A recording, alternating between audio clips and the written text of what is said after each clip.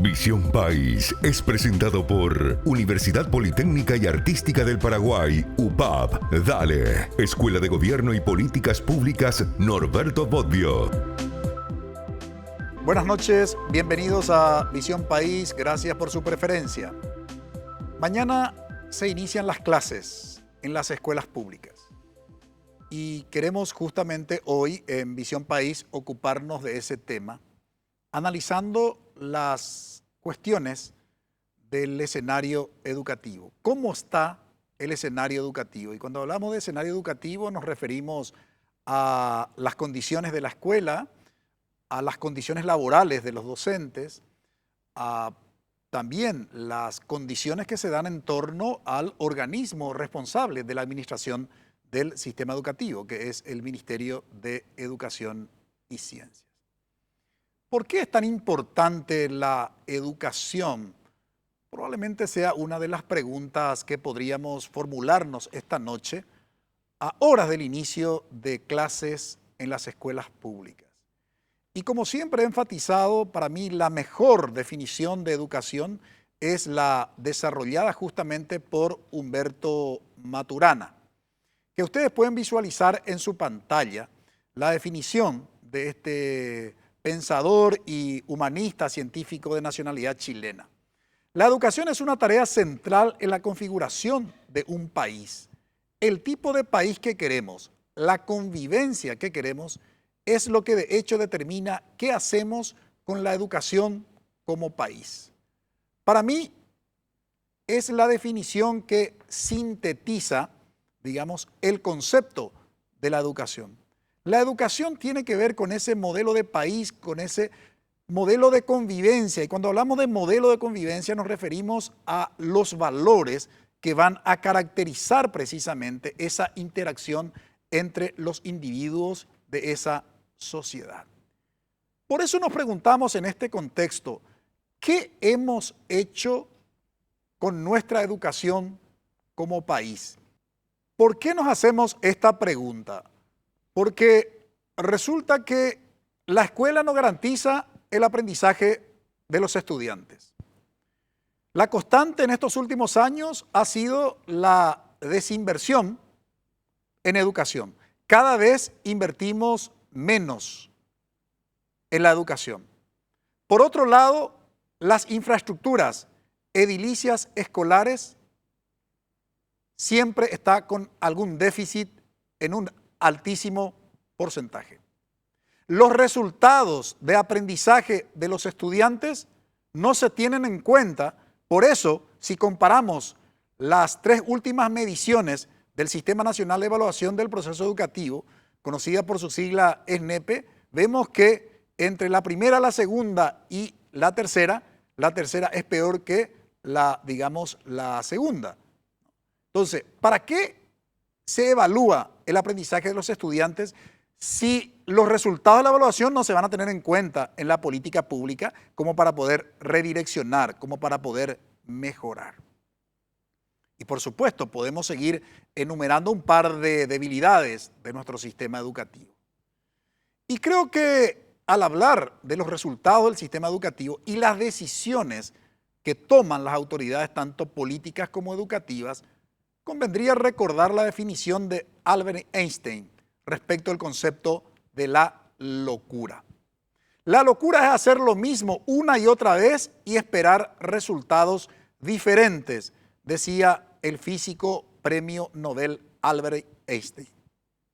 Vale decir, en Paraguay entonces estamos totalmente locos, porque en educación seguimos haciendo exactamente lo mismo y nuestra ingenuidad nos lleva a esperar que eso que hacemos hace años, repitiendo una y otra vez, genere resultados distintos.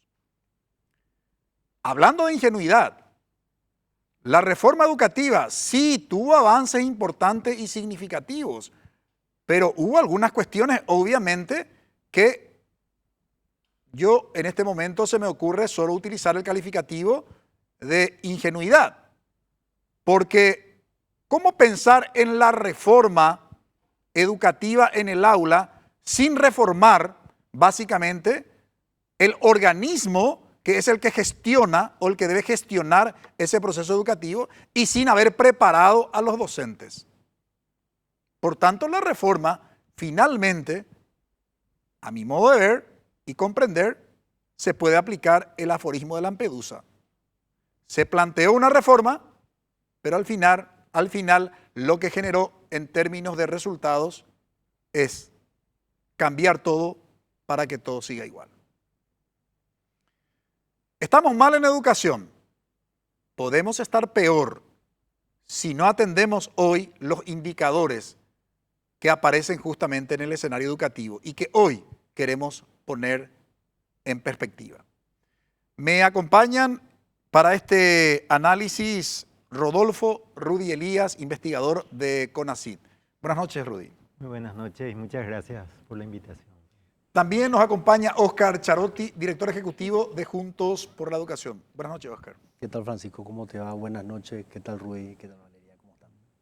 También nos acompaña Valeria Sayas, de la Unión de Centros Educativos de Estudiantes del Paraguay, UNEPI. Buenas noches, Valeria. Buenas noches, Francisco. Gracias por la invitación.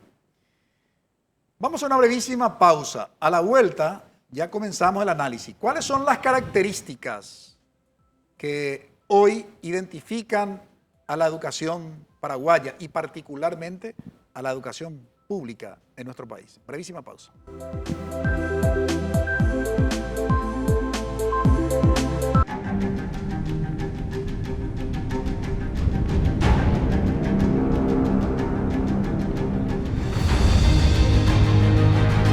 ¿Vas a dejar que te quede grande? Inscríbete. UPAP. Dale. Porque el mundo legal es un entorno bastante complejo. El doctor Ricardo Saciain buscará la verdad en cada interrogante.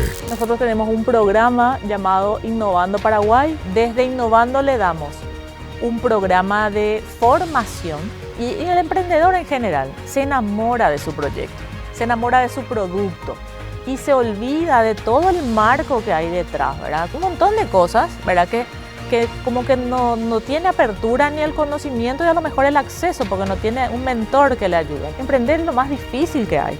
Y en el ámbito tecnológico es aún más difícil porque la competencia es el mundo. Legalmente hablando. Domingo 21 horas. NPI, donde la información nos conecta con la gente. En NPI hacemos el análisis político y económico de la actualidad. De quienes participaron de la cumbre de poderes, honestamente no esperaba nada distinto a lo que se vio.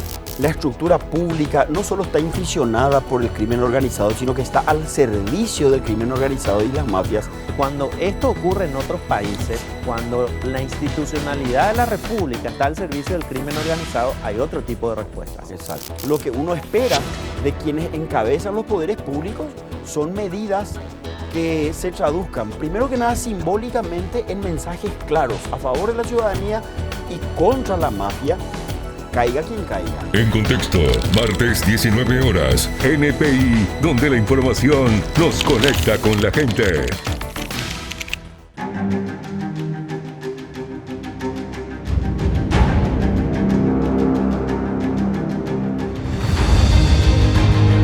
¿Vas a dejar que te quede grande? Inscríbete. UPAP. Dale.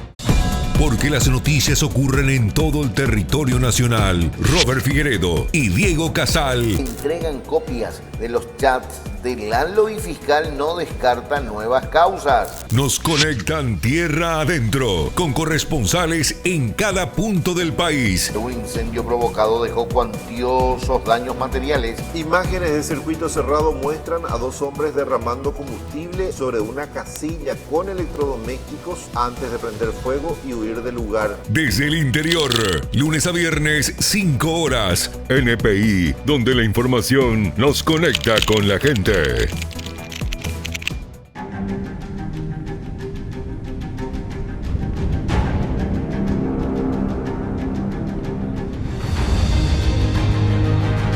¿Vas a dejar que te quede grande? Inscríbete. UPAP. Dale. Condiciones del escenario educativo y el inicio de clases es el tema que hoy le proponemos analizar en Visión País. Y entre tantas debilidades que se pueden identificar en nuestro sistema educativo, uno de ellos tiene que ver con que todavía en educación, desde mi perspectiva, se hacen los análisis a partir de experiencias muy particulares, a partir de trabajos de gabinete y no apoyado en la ciencia. Por eso cuando se habla del escenario educativo, muchos hablan, insisto, a partir de la percepción que se tiene. Nosotros siempre hemos intentado, como formador de opinión pública, de hablar con base en datos objetivos. Y queremos justamente hacer este análisis del escenario educativo apoyándonos en los resultados del Sistema Nacional de Evaluación del Proceso Educativo, SNEPE, del Ministerio de Educación y Ciencias, que clasifica 4 niveles de análisis de los aspectos sobre los factores de aprendizaje de los estudiantes. Precisamente a partir de la década de los años 50 del siglo pasado, se comenzó a desarrollar una literatura acerca de los factores que inciden en el aprendizaje de los estudiantes, ¿no? Y todavía yo soy producto, digamos, de que el aprendizaje del estudiante dependía exclusivamente de la capacidad individual del alumno. Sin embargo, la ciencia ha demostrado de que hay factores denominados asociados que intervienen justamente en el resultado de aprendizaje de los estudiantes. Los niveles de análisis del Sistema Nacional de Evaluación del Proceso Educativo, SNEPE, básicamente son 4, ¿no? Tenemos ahí los factores del estudiante, que se refiere a la individualidad, a las condiciones familiares, a las cuestiones socioeconómicas. Tenemos los factores del aula, que se considera el clima del aula, los materiales disponibles. El tercer factor de análisis se denomina factores del docente, que tiene que ver con su formación, su experiencia, su asistencia y puntualidad en el trabajo. Y el cuarto, el nivel de análisis, tiene que ver con los factores de la institución educativa, vale decir, las características y recursos disponibles, condiciones de trabajo de los directivos y docentes, entre otros. En Paraguay, generalmente cuando los medios de comunicación se hacen eco del escenario educativo, generalmente se insiste en el tema de la infraestructura edilicia, ¿no? Como un factor determinante. Y desde el año pasado, en este nuevo gobierno, incluso se planteó, y no solamente se planteó, sino se está llevando adelante la política pública denominada hambre cero en las escuelas. No vamos a discutir la importancia y la determinación, obviamente, de las condiciones biológicas del niño, ¿verdad?, en lo que hace a la alimentación, por lo menos un porcentaje importante, por aquello ya que en las conclusiones del Foro Latinoamericano de Educación, entre otras cosas, se señalaba que los hijos de los pobres van a las escuelas primero para comer y luego para aprender. Dicho esto, queremos compartir con ustedes el estudio justamente del SNEPE, que ustedes pueden visualizar en su pantalla los resultados, y ya voy a precisamente abrir el micrófono para mis invitados. Ahí tienen ustedes en su pantalla componente de variación en los resultados académicos de estudiantes de tercer ciclo de la educación escolar básica según área académica. Estamos hablando del estudio del SNEPE del 2018.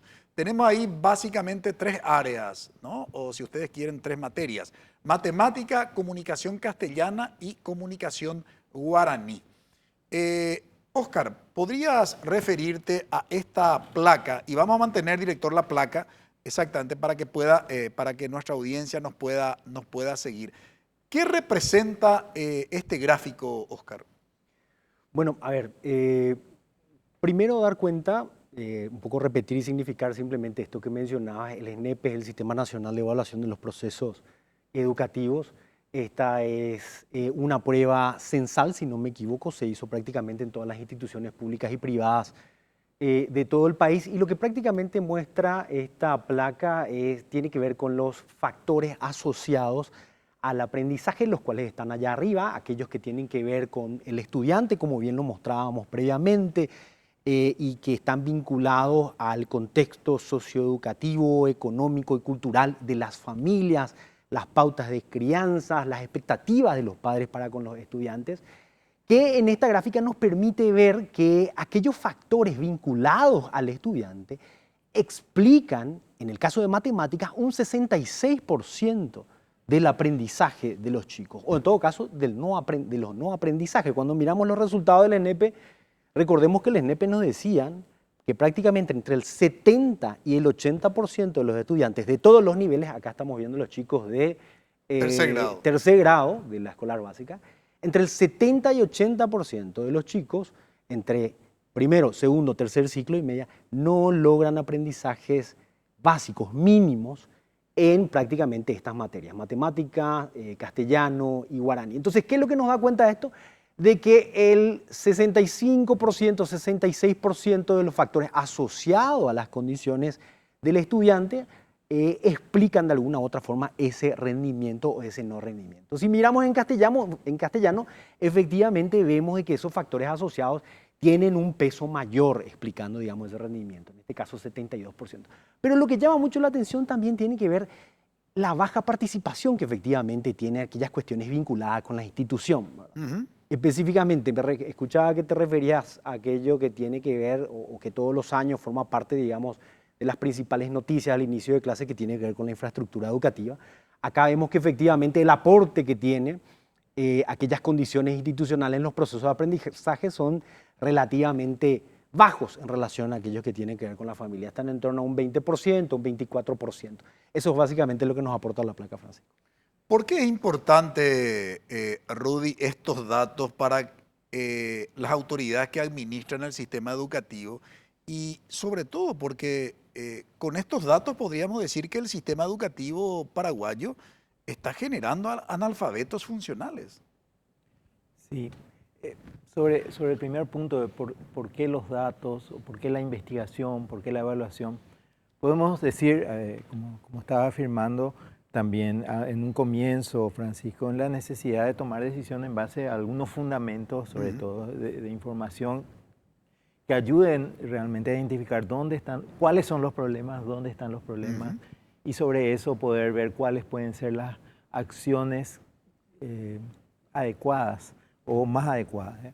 Yo creo a esta altura, pues, son varias décadas dedicadas al trabajo de la investigación, pero creo que también tenemos que ser humildes en el sentido de la información que tenemos nos da parte, pero no da siempre toda la situación.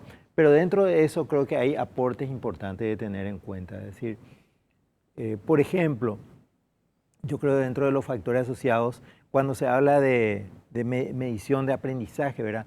Estamos muy acostumbrados a caerle con un palo al docente, ¿verdad? Que parecería que estamos esperando los resultados, es decir, catástrofe, son nuestros docentes. Sabemos que hay muchos problemas en la formación, en el trabajo docente, en las condiciones, ¿verdad? Pero estos datos también nos muestran que hay otros factores, ¿verdad? Y haciendo un poco de historia, hay un famoso estudio que se llama Informe Coleman, que en los años 60, cuando se pensaba, que se hizo en Estados Unidos, se pensaba que la educación iba a ser el medio fundamental para salir de la pobreza, el progreso, el avance de la nación, y sale este estudio y nos dice más o menos datos parecidos, que más o menos el 70% de ese factor de aprendizaje o de rendimiento no depende exclusivamente de la escuela, sino de los factores sociales. Lo cual también nos lleva a pensar que las políticas educativas son fundamentales, pero deben estar articuladas a políticas más amplias, ¿verdad? Necesitamos pensar en términos de protección social, de desarrollo social, una serie de otros factores que tienen que acompañar. Pues yo me pregunto, ¿verdad? Estamos viendo datos de bajos rendimientos, por ejemplo. También debemos pensar que hay muchos que ni siquiera que deberían estar en la escuela, claro, ¿verdad? Claro. Que es otra realidad, ¿verdad? Estamos viendo justamente el inicio de clase, que siempre para mí es un elemento de esperanzador. Finalmente la escuela y ese maestro, esa maestra, es a lo mejor la única oportunidad o posibilidad que tiene mucha de nuestra población infantil de encontrar algo diferente, ¿verdad?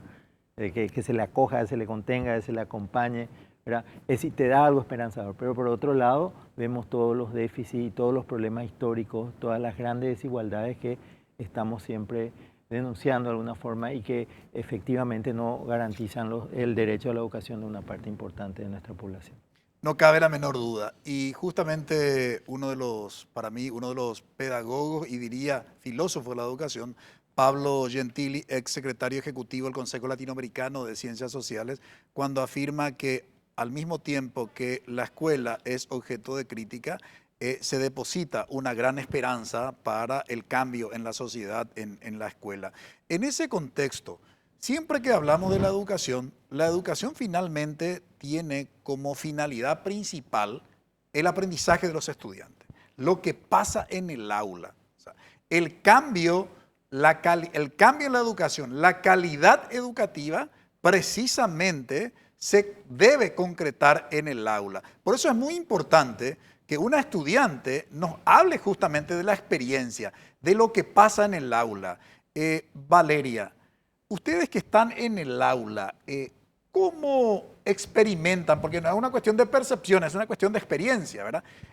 ¿Cómo experimentan, digamos, lo que tiene que ver con las materias fundamentales, comunicación, ciencias, castellano, o sea, comunicación castellana, comunicación guaraní, a partir de estos resultados? ¿Qué podrían decir, insisto, con base en la experiencia que tienen, que, digamos, de cada 10, prácticamente 8, ¿verdad? 8 o 9, dependiendo de qué área, si hablamos de matemática o de comunicación o de ciencia, ¿verdad? Si queremos promediar, prácticamente 7, digamos, de cada 10 no aprenden lo que tendrían que aprender respecto a lo que establece la política curricular en esas materias. Bueno, Francisco, primero vamos a comenzar con que en el Paraguay en la mayoría de los colegios nos enseñan a memorizar, no a aprender realmente y a entender lo que estamos leyendo, los ejercicios que estamos haciendo, y eso contribuye a que hayan, como vos decís, analfabetos funcionales, que al final son personas que no tuvieron el entorno y no tuvieron las condiciones para poder aprender al igual que sus compañeros. También creemos que es una responsabilidad del Estado que tiene que brindar igualdad de derechos para todos los estudiantes, comenzando por los materiales básicos, ¿verdad?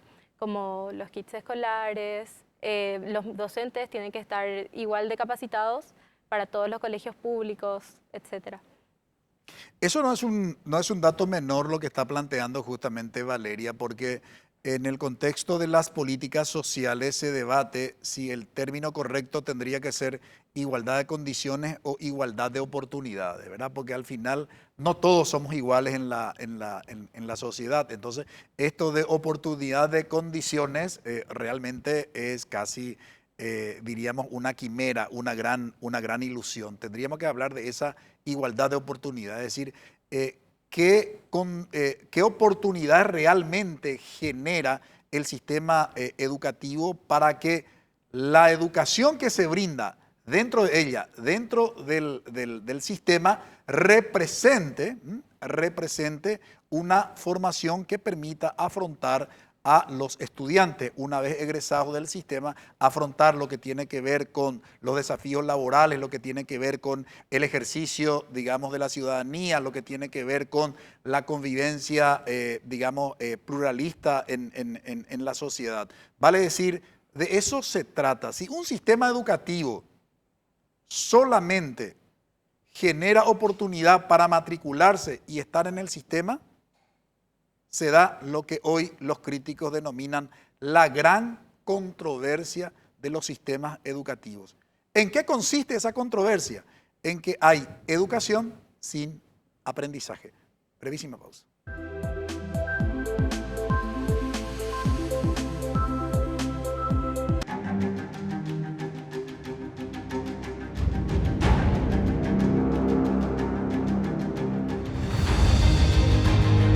¿Vas a dejar que te quede grande? Inscríbete. UPAP, dale.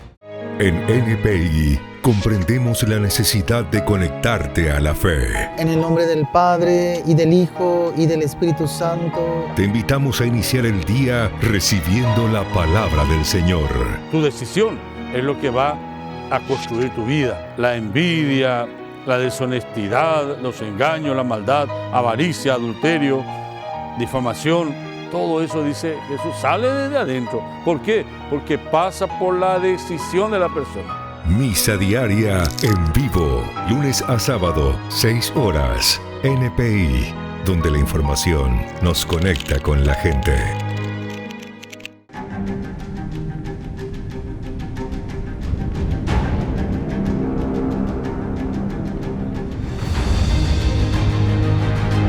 ¿Vas a dejar que te quede grande?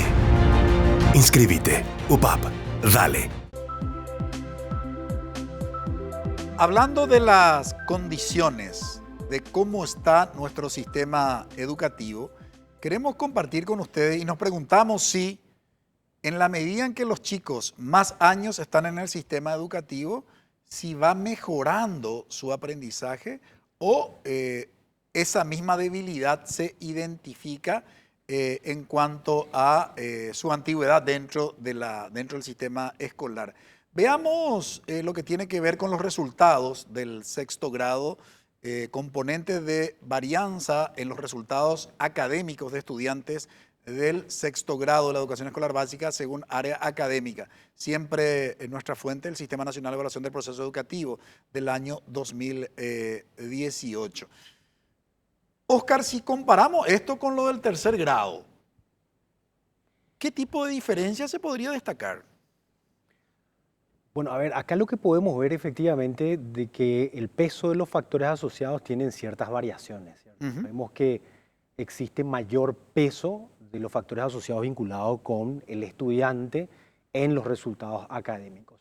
Pero cuando miramos específicamente esto que mencionabas con respecto al tema de los niveles o grados de aprendizaje en el SNEP, lo que nos permite ver es que independientemente existe un importante desgranamiento de la matrícula en el tercer ciclo y efectivamente en la media, y que lo cual podría llevar a pensar que quienes quedan son efectivamente aquellos que logran más o mejores aprendizajes. No necesariamente se ve eso, o sea, vemos que efectivamente se acumulan rezagos, ¿verdad? Y recordemos que creo que hoy en día la tasa de egreso, que quiere decir que la cantidad de chicos que ingresan al primer grado y efectivamente terminan los 12 años de escolaridad en Paraguay está en torno al 51%, o sea, 5 de cada 10 chicos terminan los 12 años de escolaridad a tiempo.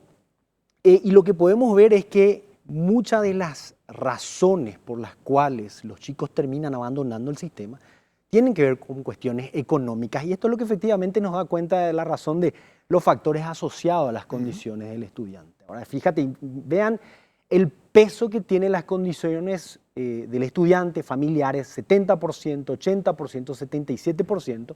Y cuando eso lo trasladamos al contexto socioeconómico de las familias de estos niños, niñas y adolescentes, básicamente el 40% de la matrícula en instituciones de gestión oficial provienen de familias en condiciones o en contextos de alta vulnerabilidad, pobreza y pobreza extrema. Entonces, mientras que la política educativa y el Estado, en función de garantizar esto que dice nuestra Constitución, que no solamente el derecho a la educación, sino que el derecho al aprendizaje, el derecho a aprender, no garantice políticas de equidad para abordar las tremendas desigualdades, estas circunstancias efectivamente van a seguir sucediendo.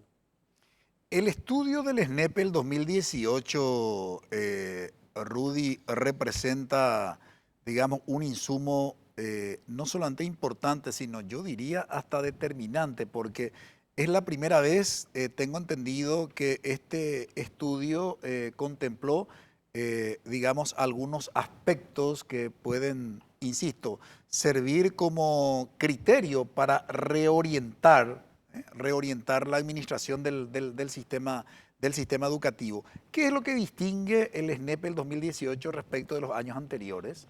El SNEP arranca en los 90, fue parte de una política nacional y yo diría regional de medición. Justamente empezaron los sistemas de medición, los estudios regionales. A nivel regional, por ejemplo, tenemos laboratorio, el IESE, el Laboratorio Latinoamericano de Evaluación, publican sus resultados en el 97. Más o menos paralelamente nuestro sistema se va desarrollando, ¿verdad? Y en el 2018, y yo también pondría el 2015 y 2018, fueron la experiencia que tuvo de hacer censal. Censal quiere decir que se aplicó a todas las escuelas del país, ¿verdad? A diferencia de lo que se venía haciendo antes, que eran estudios muestrales, es decir, se hacía una selección de una muestra, ¿verdad? Representativa, es decir, bien hecha en términos de selección muestral, pero era una muestra. ¿Qué te da el estudio censal? Bueno, mide estos niveles de aprendizaje o el logro de las pruebas en el tercero, sexto, noveno y el tercero de la media, es decir, a finales de cada ciclo, ¿verdad? o nivel educativo. Y al ser censal te permite poder hacer incluso un seguimiento por institución educativa.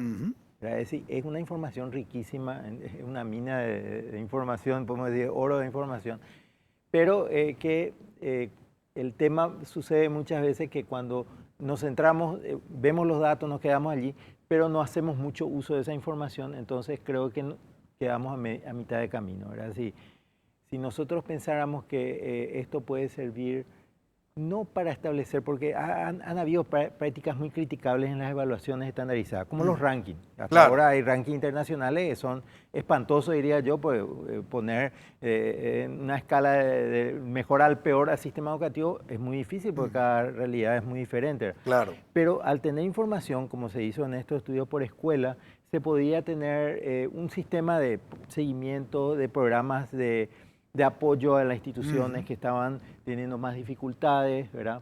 Hay experiencias latinoamericanas. Por ejemplo, en Chile, se acordarán lo que fue el programa de la P900, que se tomaron las escuelas que estaban con resultados más bajos en las mediciones y se hicieron programas de apoyo, programas, ¿verdad? En esa institución. Es decir, te da todas esas posibilidades, ¿verdad? Encontrar los déficits. Creo yo también que las evaluaciones, por ejemplo, si vamos a hacer estas evaluaciones matemáticas, son una herramienta para discutir mucho con los docentes sobre los contenidos, como decía la estudiante, ¿verdad? Que pasa muchas veces un tipo de enseñanza que se hace en la escuela y una evaluación que aparentemente va totalmente por otro lado, ¿verdad? Entonces, ¿qué está pasando? Entonces, ¿qué pasa con si realmente estamos enseñando, por ejemplo, a resolver problemas o estamos simplemente aplicando fórmulas? En el caso de matemáticas, es decir, toda esa discusión, pero nos quedamos, parece, siempre en el camino con eso y nos quedamos con los resultados catastróficos y como estabas diciendo, parece que cada tanto estas evaluaciones lo hacen es darnos así como, decir, estamos re mal y un titular en el diario, unos cuantos días de plagueo y después todo sigue igual. Valeria, si tuvieras que identificar las debilidades del sistema educativo y particularmente de la educación media, ¿qué aspectos resaltarías? Primero que nada, el método de enseñanza, como ya se dijo anteriormente, que nos enseña a memorizar y no a resolver problemas y a comprender los textos, ¿verdad? Después hay cierta población estudiantil que tiene más privilegios que otra. Por ejemplo, los que tienen para pagar el cursillo de ingreso a la facultad, cursillos para las becas, ¿verdad? Que al salir del colegio eso perjudica mucho a estudiantes que no están en los colegios de la capital o no están en colegios que tienen un alto nivel de enseñanza, ¿verdad? Eso más que nada. Y después está el tema de los materiales, que el ministerio tuvo una mala administración este año, los años pasados, pero más lo vemos este año. Pensamos que los kits escolares no van a llegar. Hace poco estábamos en J. Augusto, hay una toma de colegio desde hace más de una semana y no vemos accionar de las autoridades. Entonces pensamos que ese sector del Estado se tiene que involucrar más con lo que sería la educación. ¿Por qué crees que no aprenden lo que tendrían que aprender ustedes de lo que se establece, digamos, en la política curricular, ¿verdad? Como capacidad o como contenido? A partir de la experiencia, del estudio que ustedes siempre analizan y debaten en la UNEPI, ¿con qué relacionarían eso? Principalmente con el factor de desigualdad que hay en el país y la poca formación. O sea, hay docentes muy buenos en el país y no vamos a culpar al sector docente de todos los problemas que tenemos. Pero también hay que admitir que hay una gran cantidad de aplazos de docentes. O sea, ellos son los que nos tienen que enseñar y nosotros somos un reflejo de ellos. Pero también somos un reflejo de nuestras familias. Y hay una gran parte de familias en el Paraguay que están viviendo situaciones muy precarias. Justamente esto no es una cuestión menor lo que acaba de señalar Valeria respecto al contexto del análisis que estamos haciendo hoy en Visión País, porque tiene que ver con los factores asociados justamente, ¿no? O sea, ese desnivel de las condiciones socioeconómicas de los estudiantes, sin lugar a dudas, en algunos casos es determinante. y el tema de las condiciones laborales, obviamente, en la que ejercen los docentes su profesión. Había dicho que la reforma que se implementó en el aula en el año 1994 en Paraguay, para mí se planteó desde una efervescencia y al mismo tiempo ingenuidad, ¿no? Porque quisimos reformar la educación en el aula, reitero, sin reformar el sistema educativo, ¿verdad? Sin hacer la revisión necesaria del organismo que tenía que gestionar esa política pública, ¿verdad? Llamada reforma educativa, y por otro lado, el sujeto o el agente, ¿sí? Digamos, más importante de la política pública educativa, que a través de su gestión se tiene que lograr el cambio en la educación, que es justamente el docente. Y ahí, por supuesto, no hubo una formación y una capacitación adecuada para poder implementar la reforma educativa. Y todos los intentos de cambio de reforma, ¿verdad?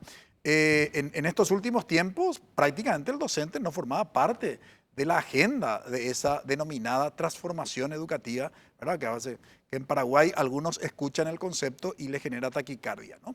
Entonces, en este contexto uno se pregunta, ahora ni siquiera tenemos un plan, ¿verdad? Porque el último plan es del año 2024. Entonces nos preguntamos, ¿y el 2025 hay algún plan educativo? ¿Hay una política educativa? ¿Hacia dónde se dirige el sistema educativo? Eso no es una cuestión, digamos, menor por la complejidad del sistema educativo y del escenario educativo, por supuesto, ¿no? De eso queremos hablar en el próximo bloque y, como siempre, no quedarnos solamente en el problema. ¿Cuáles son las soluciones alternativas conforme a lo que hoy se identifica en el escenario educativo? De eso hablamos a la vuelta de la pausa.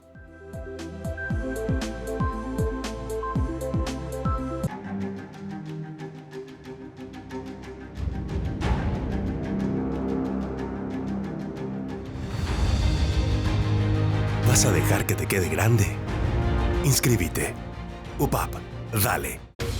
Porque el mundo legal es un entorno bastante complejo, el doctor Ricardo Saciain buscará la verdad en cada interrogante. Nosotros tenemos un programa llamado Innovando Paraguay. Desde Innovando le damos un programa de formación y el emprendedor en general se enamora de su proyecto, se enamora de su producto y se olvida de todo el marco que hay detrás, ¿verdad? Un montón de cosas, ¿verdad? Que como que no tiene apertura ni el conocimiento y a lo mejor el acceso porque no tiene un mentor que le ayude. Emprender es lo más difícil que hay. Y en el ámbito tecnológico es aún más difícil porque la competencia es el mundo. Legalmente hablando, domingo 21 horas, NPI, donde la información nos conecta con la gente.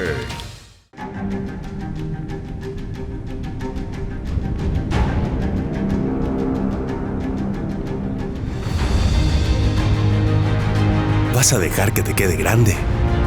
Inscríbete. UPAP, dale.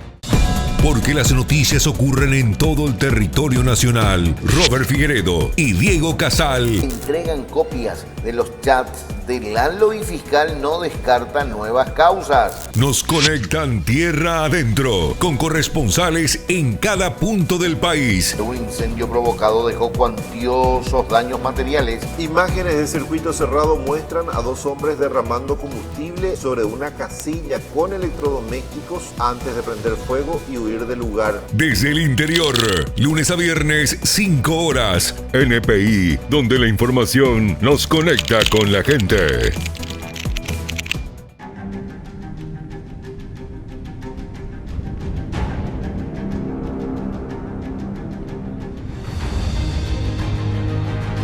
¿Vas a dejar que te quede grande? Inscríbete. UPAP, dale. Los cambios dependen, por supuesto, de los responsables, en primer lugar, de la política pública. Pero por otro lado, también la historia nos ha demostrado que los cambios a veces se generan a partir del ejercicio de una ciudadanía responsable. En ese contexto es importante tomar conciencia que los resultados de la educación fueron generados con base en decisiones y obviamente en gestiones. Dicho con otros términos, no hay determinismo, ¿vale? Si se pueden modificar los resultados de la educación en Paraguay, claro que se puede modificar, por supuesto que se puede modificar y se debe modificar. En ese contexto, si tuviéramos que enumerar prioridades, Óscar, ¿qué es lo que hoy, atendiendo que teníamos el último plan que era del 2024, ¿verdad? Y no tenemos plan, no hay una política educativa, digamos, que actúe como norte, ¿verdad? De la gestión del sistema educativo. Reitero, en ese contexto, ¿qué sugerirías como prioridad? Bueno, nosotros como Juntos por la Educación el año pasado publicamos un documento que justamente es el que tengo acá, que básicamente es un aporte de nuestra organización a las autoridades en su momento electas sobre lo que consideramos son aspectos y desafíos centrales de la educación pública.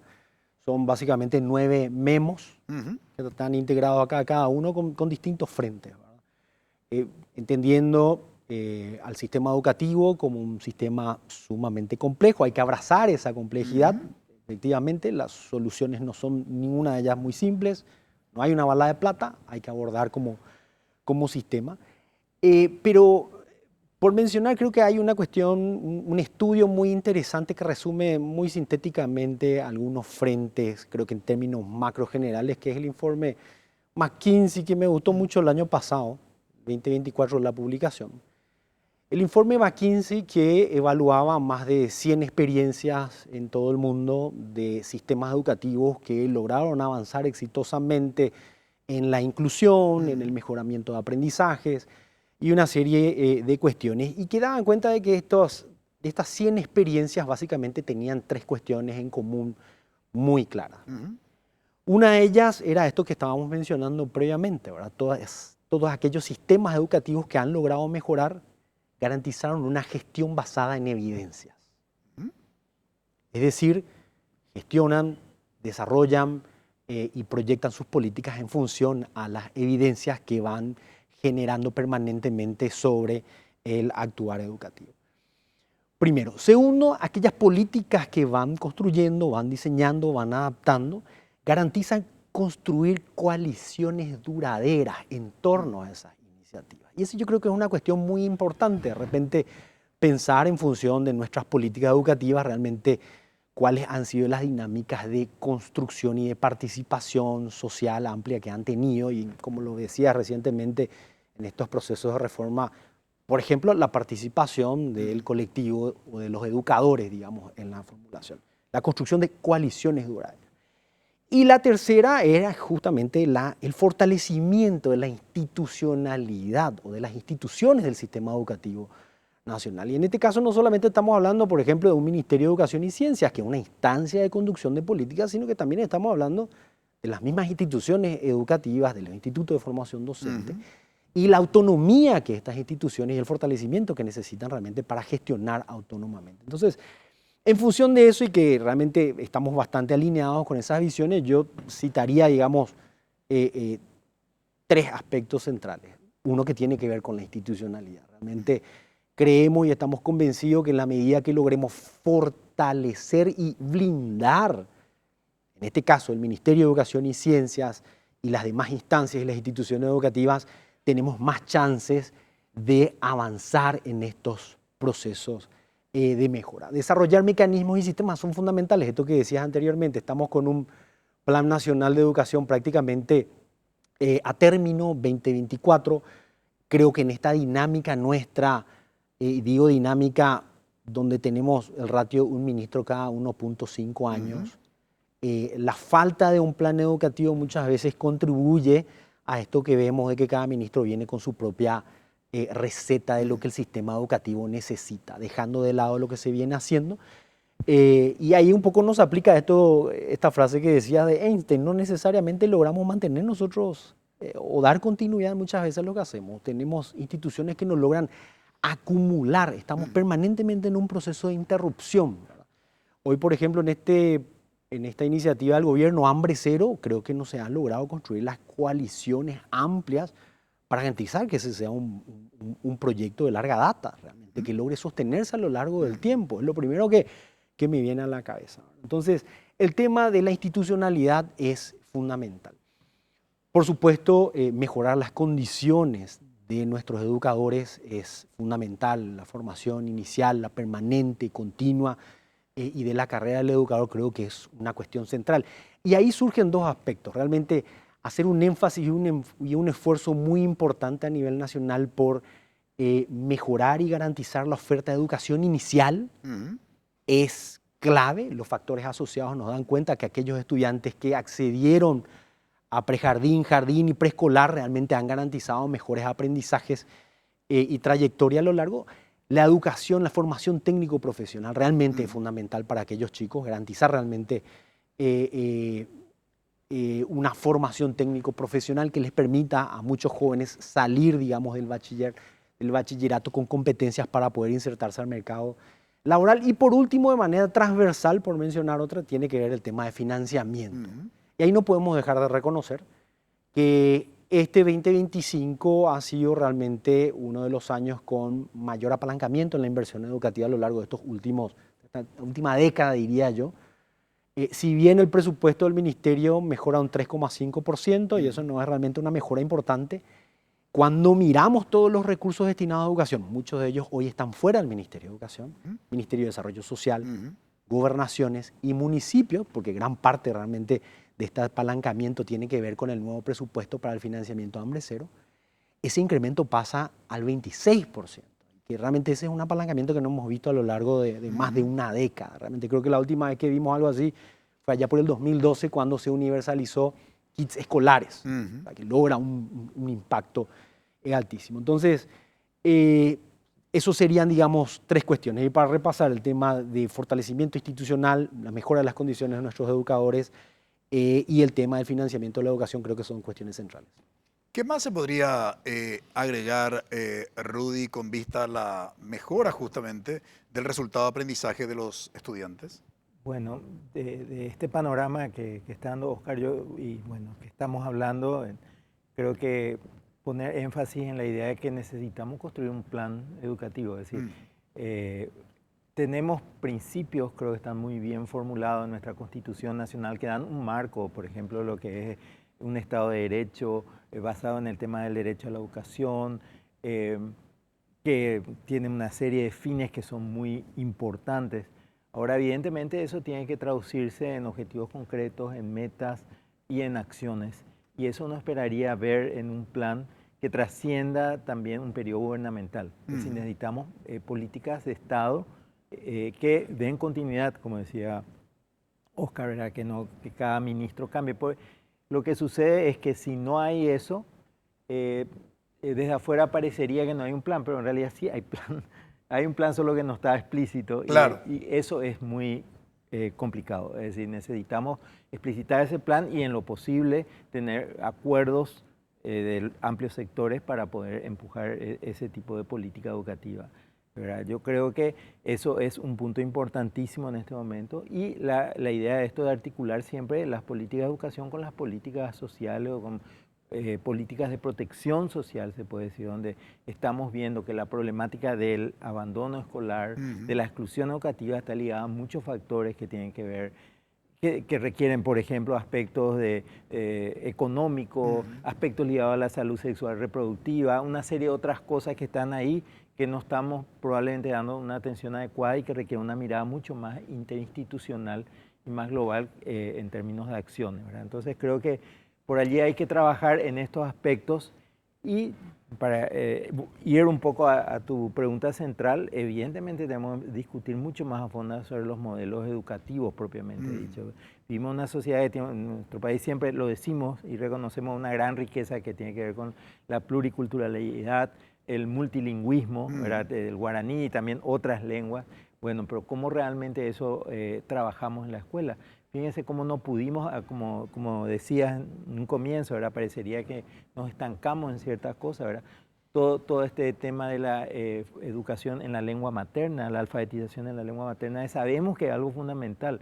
Es decir, es muy difícil lograr un salto, por ejemplo, en resultados de pruebas de comunicación o lengua cuando no estamos encarando adecuadamente ese proceso de enseñanza desde el inicio. Es decir, hay grandes desafíos. Yo sé que hay acciones, hay medidas, hay políticas, pero necesitamos eso probablemente darle un ordenamiento y una lógica y un objetivo claro a través de un plan. Yo creo que eso deberíamos trabajarlo, Francisco, y creo que en ese sentido el Ministerio y el Estado tienen una responsabilidad fundamental, pero también tenemos que pensar en todos los sectores que estamos trabajando en educación, de que tenemos que discutir más entre nosotros también esas cosas.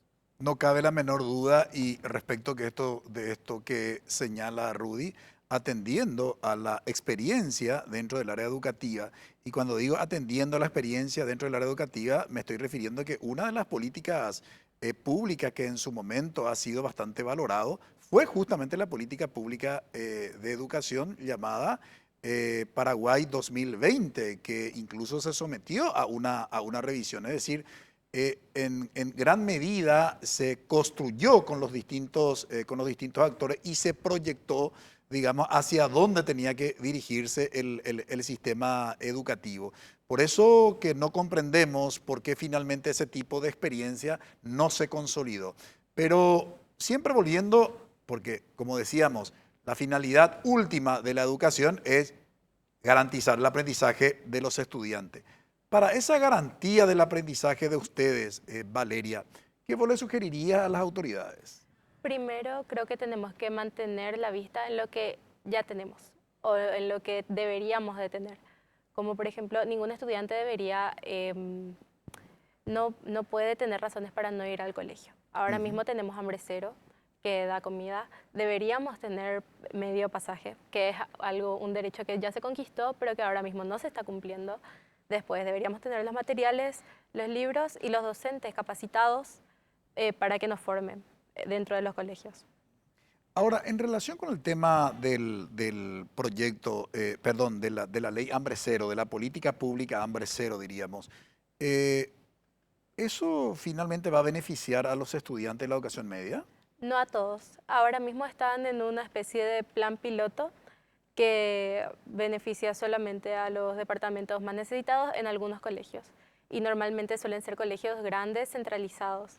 Y realmente no hay para todos los sectores, solamente una parte de educación primaria básica y deja excluido a muchos estudiantes, pero como primera parte de un proyecto está bien si se planifica de la mejor forma, porque ahora mismo la plata que se le daba a las municipalidades, a los municipios para reparar infraestructura de los colegios de las zonas solo se van a estar utilizando en comedores y cocinas. ¿Y qué pasa de los pabellones? ¿Qué pasa de las aulas? Es un proyecto que tiene buenas intenciones, pero con una mala planificación puede salir muy mal. El año pasado incluso uno de los reclamos de las organizaciones estudiantiles fue plantear el beneficio, digamos, de la alimentación escolar también para los estudiantes de la media, ¿no? Claro, sí. Eso realmente, ese sector es uno que necesita mucho, porque la mayoría de los estudiantes de colegios técnicos suelen tener doble turno, ¿verdad? Y puede ser un incentivo también para que se pase de noveno a primero de la media, que es un sector muy pequeño en comparación a escolar básica. Ese espacio de la mesa de trabajo estudiantil, que fue un espacio muy importante que, digamos, se había creado después de aquella crisis, de la toma de los colegios, ¿en qué situación está? En el sentido de, precisamente, de ese espacio de intercambio entre las organizaciones estudiantiles con las autoridades educativas. Suele ser un espacio de diálogo más que nada, donde nos presentan proyectos, lo que están haciendo ahora mismo. Hace mucho no nos reunimos. El viernes nos vamos a reunir para ver el tema de los kits escolares, que ya deberían de estar todos entregados, o sea, todos los camiones deberían haber salido, o si no, no van a llegar el primer día. Bueno, este lunes tenemos una reunión, este viernes tenemos una reunión otra vez con ellos y eso. Ya, después del inicio de clases ya, como para... Sí. Algunas escuelas comienzan, o sea, algunos colegios comienzan el viernes, otros el lunes. Ah, ok. El día del inicio de clases. Perfecto. Bien, se me fue el tiempo. Muchísimas gracias, Oscar. No, gracias a usted, Francisco. Siempre un gusto. Ya, muchas gracias, Rudy. Muy amable. Gracias. Muchas gracias, Valeria. Muy Gracias. amable. Bien, brevísima pausa. A la vuelta presentamos nuestra conclusión.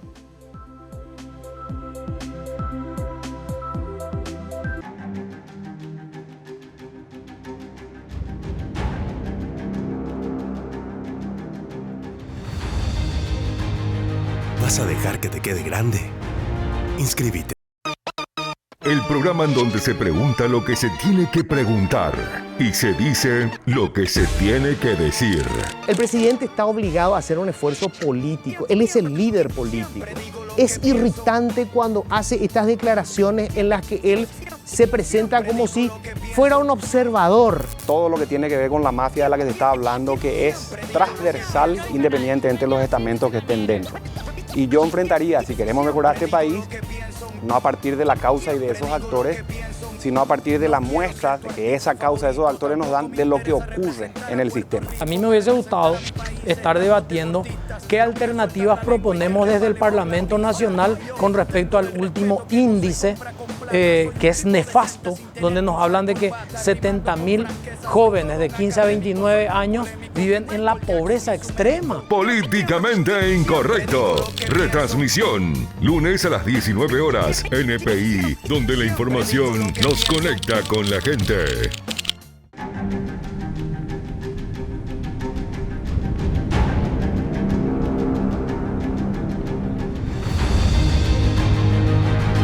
¿Vas a dejar que te quede grande? Inscríbete. UPAP. Dale. En NPI, el mundo empresarial y el artístico tienen un espacio de encuentro. Tenemos que mencionarla a Lia Love, la joven que ahora está explorando una nueva faceta musical bajo el seudónimo de La Doble L. Otra de las películas que también han arribado esta semana a cartelera de cines es la cuarta parte del Capitán América. Esta propuesta esperadísima por los fanáticos de los superhéroes. NPI, empresariales y espectáculos.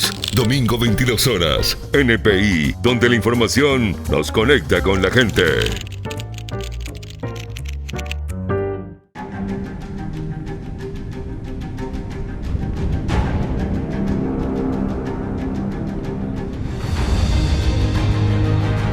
¿Vas a dejar que te quede grande? Inscríbete. UPAP. Dale. Hemos identificado las características del escenario educativo e intentado soluciones alternativas para modificar las debilidades de nuestro sistema educativo, sobre todo teniendo en cuenta que mañana se inician las clases. Y nos preguntamos, ¿por qué es tan importante el inicio de clases? Y probablemente esta sea la mejor respuesta. Las aulas escolares continúan siendo uno de los espacios privilegiados para, por una parte, construir nuestras interpretaciones acerca de la realidad, para abrir nuestros imaginarios hacia otros mundos y de manera especial para vislumbrar otras posibilidades y, por otra parte, para acceder a informaciones relevantes, construir conocimientos, desarrollar capacidades, habilidades y valores que nos sitúen en el mundo como agentes democráticos, cooperadores activos, éticamente comprometidos y responsables críticos. Dicho con otros términos, las aulas son el espacio privilegiado para construir una sociedad diferente. Por eso es importante que nuestros niños estén en la escuela, porque estando en la escuela podemos soñar, porque estando nuestros niños, niñas y jóvenes en las instituciones educativas, tenemos la esperanza en el cambio del país que todos anhelamos. Agradecemos su preferencia, que todos tengan un buen inicio de semana. Buenas noches. Visión País es presentado por Universidad Politécnica y Artística del Paraguay, UPAP. Dale. Escuela de Gobierno y Políticas Públicas Norberto Bobbio.